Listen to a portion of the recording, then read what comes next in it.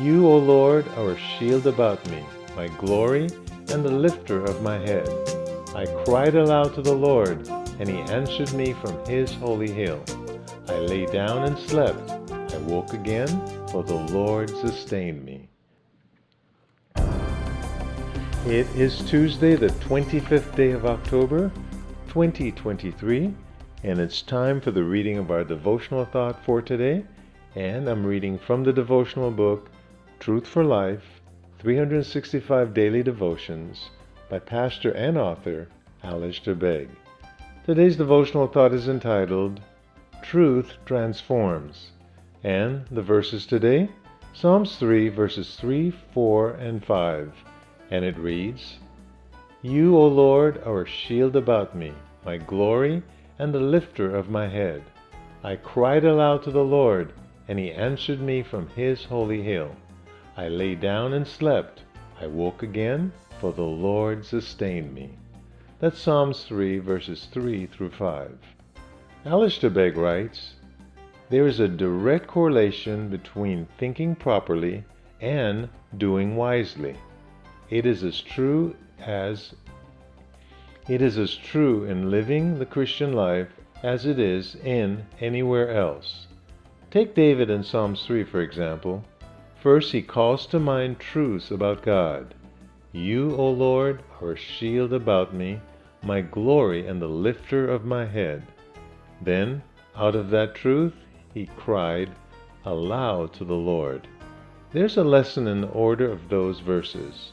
We have to know and believe the truth about God before we can call out to Him and confidently expect His help. Sometimes as we hear God's Word being read and taught, we might think to ourselves, I don't need to know more stuff about God. Just tell me how to work in my office. Just tell me how to be a good wife. Just tell me how to get through my schooling. But the reality is that you must know truth about God first. Then and only then, what you know about God will empower you to press on, no matter your circumstances.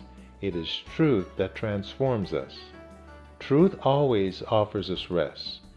We know from the inscription of Psalms 3, a psalm of David, when he fled from Absalom his son. And from verse 1, O Lord, how many are my foes? That David was writing at a time when he faced great trouble. His son had rebelled against him and was threatening to take the kingdom from him. Yet, in this moment, when all seemed lost and the temptation to despair must have been strong, David was able to say, I lay down and slept. I woke again, for the Lord sustained me. Sleep in itself is a gift. God gives His beloved sleep. Psalms 127, verse 2.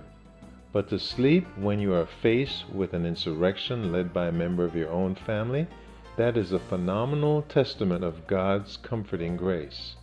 David probably felt like doing a million things in an attempt to remedy his trouble. Nevertheless, he found rest because he knew God would watch over him. He knew the truth that ultimately, regardless of how dire his circumstances seemed, salvation belongs to the Lord. Psalms 3, verse 8. Likewise, whatever your circumstances, the very same truth that transformed David and gave him rest is yours today. Will you believe it?